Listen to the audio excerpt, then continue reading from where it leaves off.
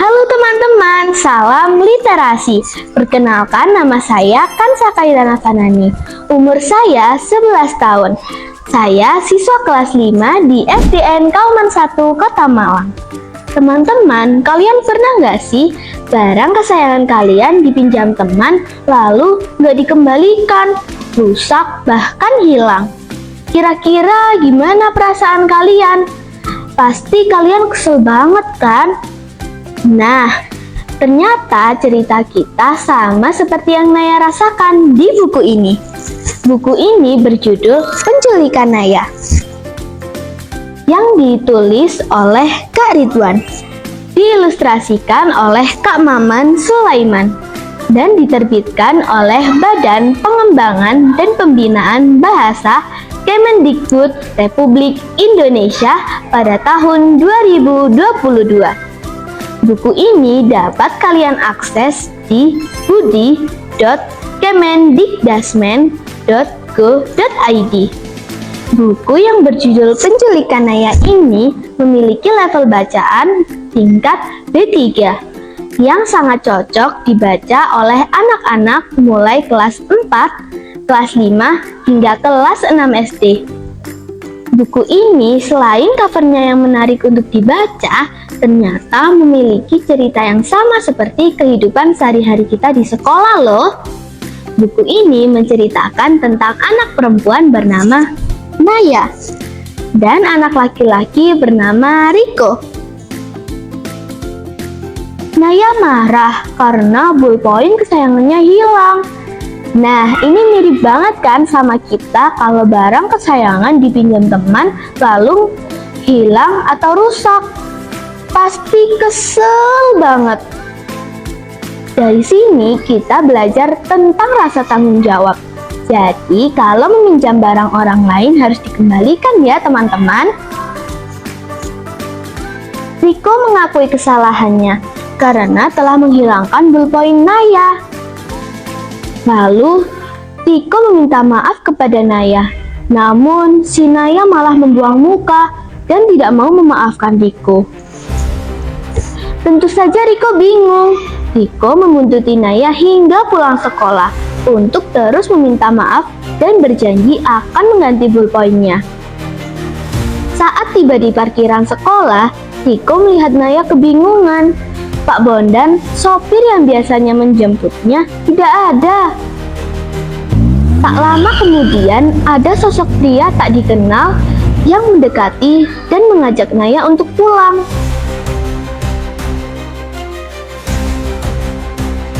Riko merasa ada yang tidak beres. Riko pun lari mencegah Naya untuk tidak masuk ke dalam mobil dan memaksa Naya untuk kembali masuk ke dalam sekolah. Riko pun melaporkannya ke wali kelas dan meminta untuk menelpon Pak Bondan, sopir Naya. Namun ternyata nomor Pak Bondan tidak aktif.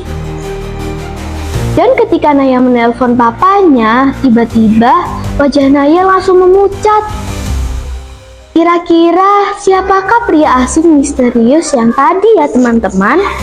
Apakah Naya pulang dengan selamat? Dan kemanakah Pak Bondan, sopir Naya yang seharusnya menjemput Naya? Untuk mengetahui lebih lanjut isi buku ini, kalian bisa membaca buku Penculikan Naya ini di website budi.kemendikdasmen.go.id. Dari cerita Naya dan Riko ini dapat kita ambil pesan moralnya, yaitu pertama, bertanggung jawab ketika meminjam barang milik orang lain. Kedua, jika teman kita melakukan kesalahan, kita harus memaafkannya agar persahabatan tetap terjaga. Ketiga, harus waspada dan jangan mudah percaya terhadap ajakan orang yang tidak dikenal. Nah, setelah saya membaca buku ini, saya menemukan 4 alasan mengapa buku ini menarik untuk dibaca. Yang pertama, N.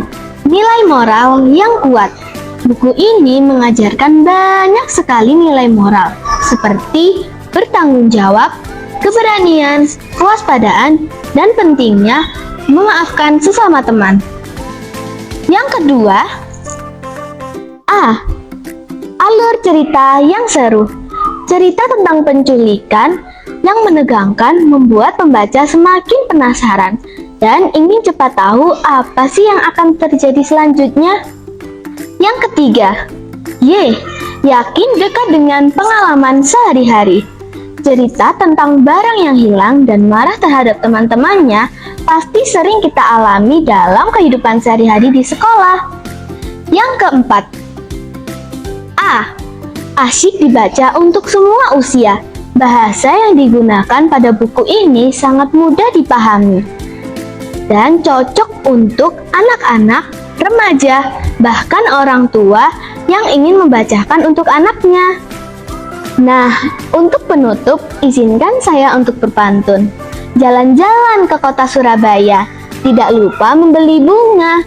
Buku seru berjudul Penculikan Naya, penuh pesan moral untuk kita semua. Sampai jumpa teman-teman, salam literasi.